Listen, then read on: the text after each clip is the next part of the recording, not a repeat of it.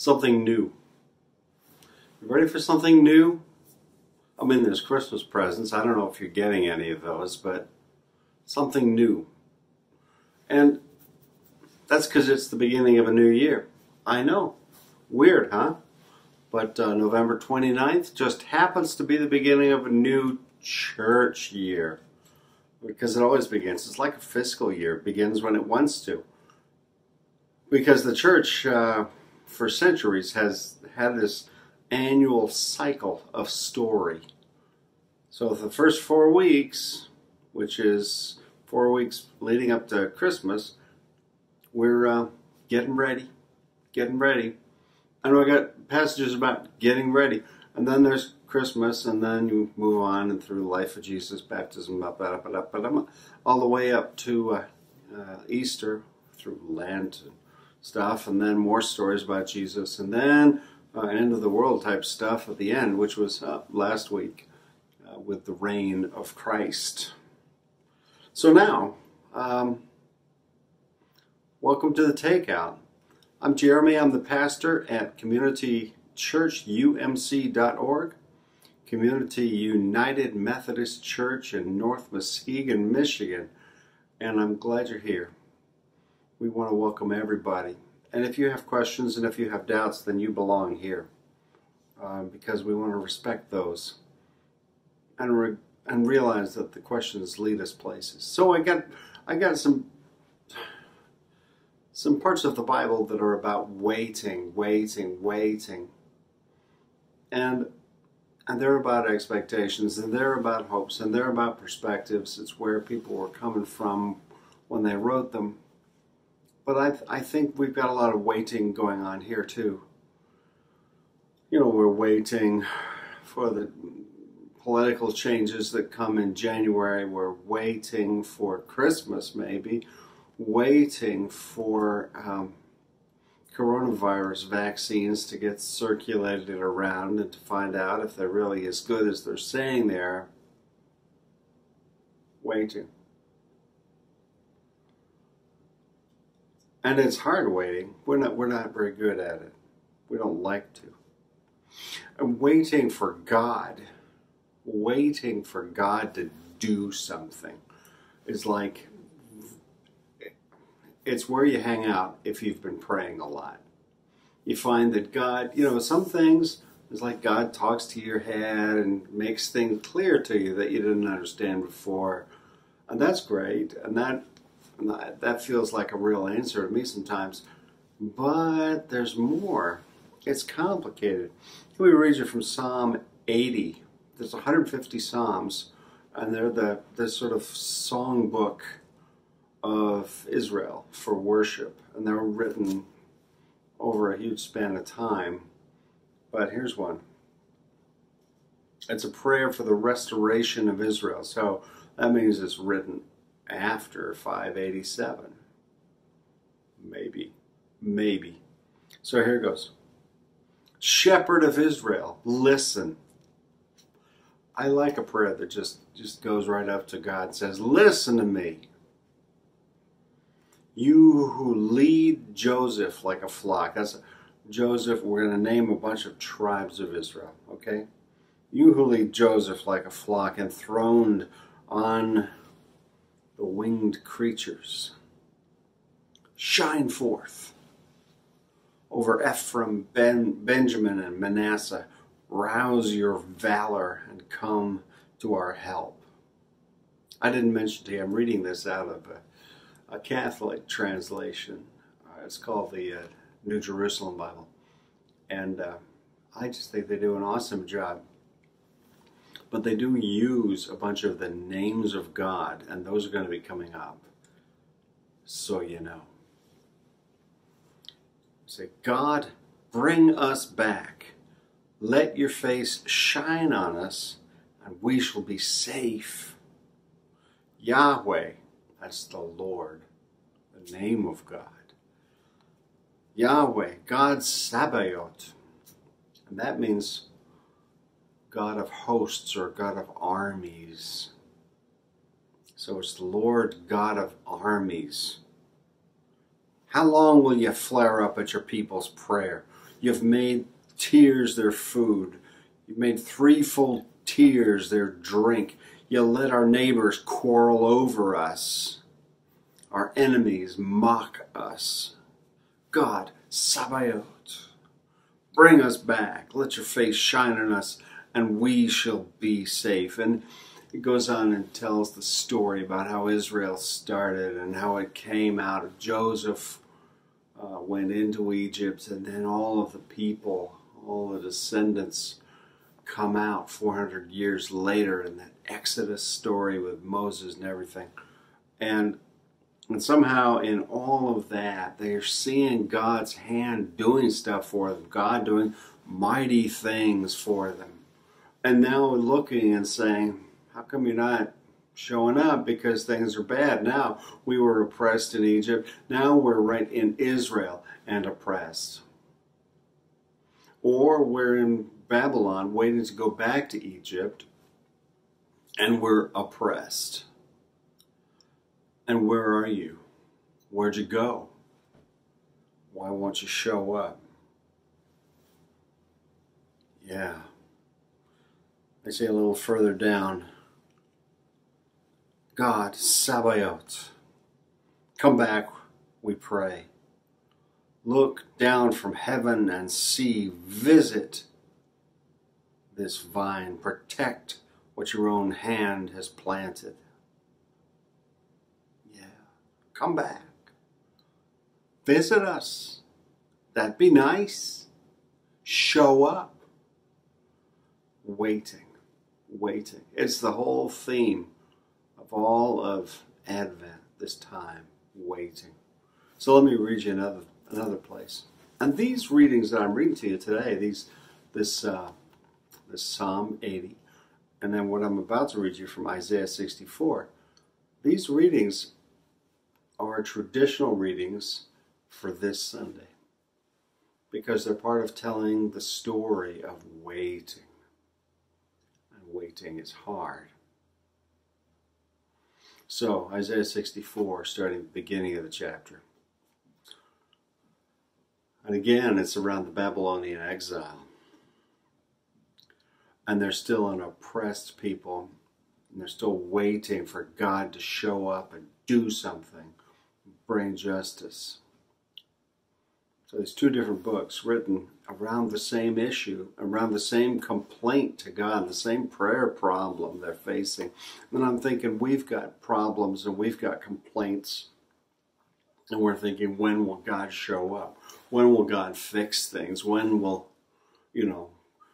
government be fair and right? And when will the poor not keep getting poorer and not suffer unjustly? And when will there be equality for all races in America? When will there be health care for everyone around the world?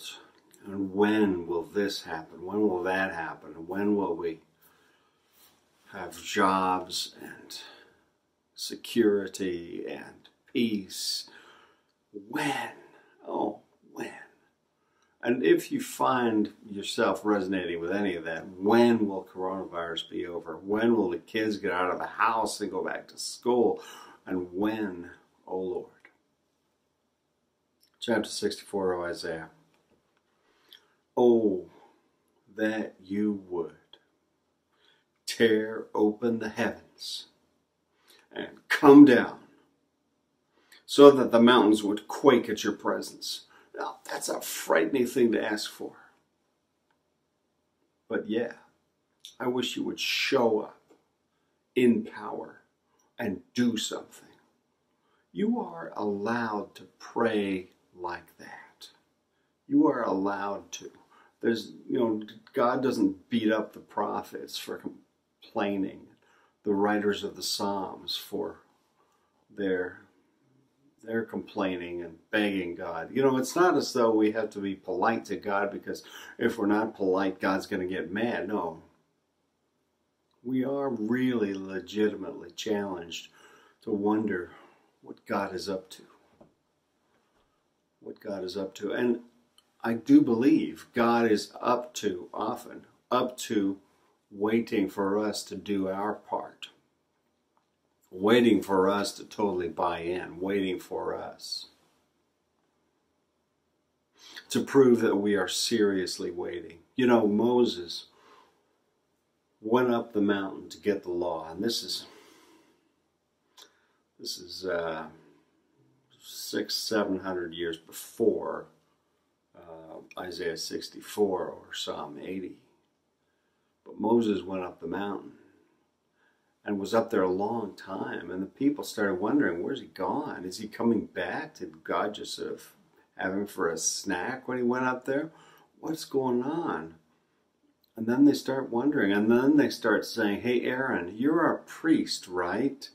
So if we've got a problem with how we're worshiping God and we don't understand what God's up to and we don't understand what God's trying to say, would you help us out and make something? Here, take all our gold, make it into something. And he takes everything, makes it into a calf, and they're all dancing around. They're having a big celebration for their new calf that they're going to worship, which is weird to us. It's a long way away, right?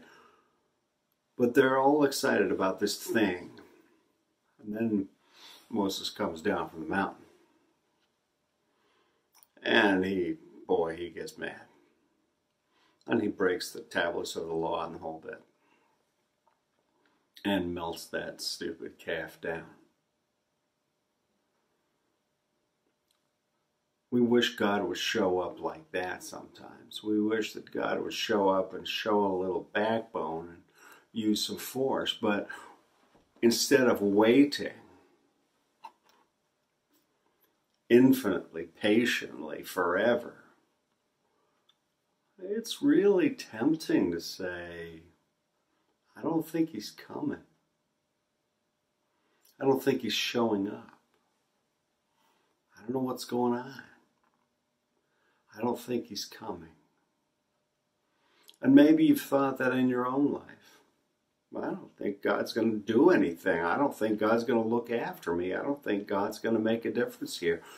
Do I see any evidence in America that God has shown up some particular way? We used to want to call ourselves a Christian nation. Where's God been?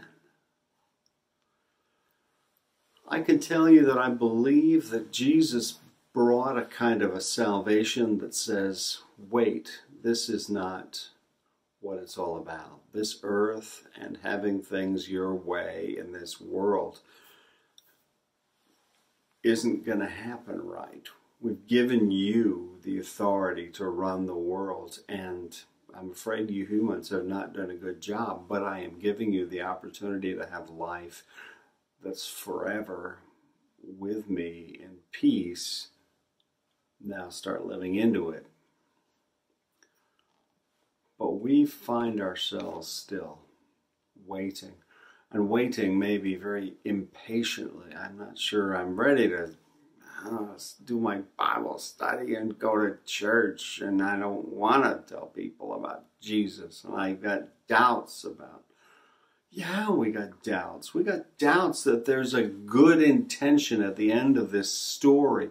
I've got doubts that Jesus showing up is going to really change things in my life. And every Christmas, we have this doubt that Christmas spirit, whatever the heck that is going to in any way transform our family or our lives or our health or our economy or whatever it is that's frustrating us.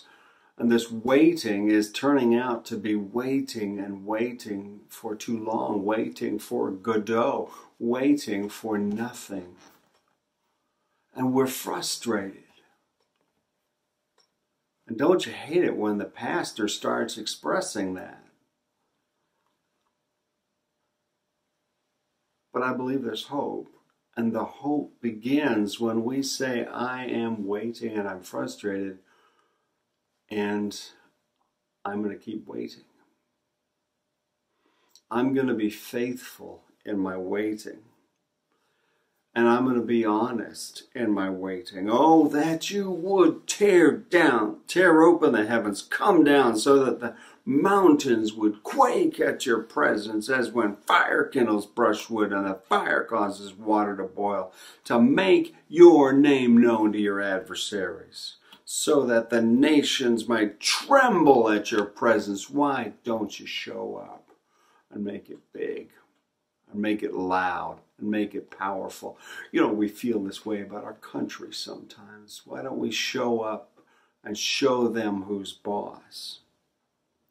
Why don't we go back to the old days? And they were thinking this. People have been longing for the old days forever, ever since we could remember a time before today. We've wanted to go back to the day before today. And he's no different. He says, when you did awesome deeds that we didn't expect, you came down the mountains, quaked at your presence. From ages past, no one has heard, no ear has perceived, no eye has seen any God besides you, who works for those who wait for him. There's the thing. Welcome to Advent. Welcome to waiting. It's hard. It's really frustrating often. But this is what Jesus gives us. Jesus gives us a clearer picture of what we're waiting for. And what we're waiting for is not a political victory or a military victory. Jesus is not inviting us to play it big on the stock exchange, to be successful in everything. Jesus is calling us to realize that all the things that we have been waiting for, these are not the things that matter. But really, new life in God is the thing that we're waiting for, is the hope that sets everything else aside. That's the thing that I invite you to right now. Waiting that changes us. Waiting opened up to God's promise and possibility. But it's not going to be like Isaiah hoped. It's going to be different from that. It's going to be a new life, not the old one again. Join me. Come on, let's find out what it's about. God bless you.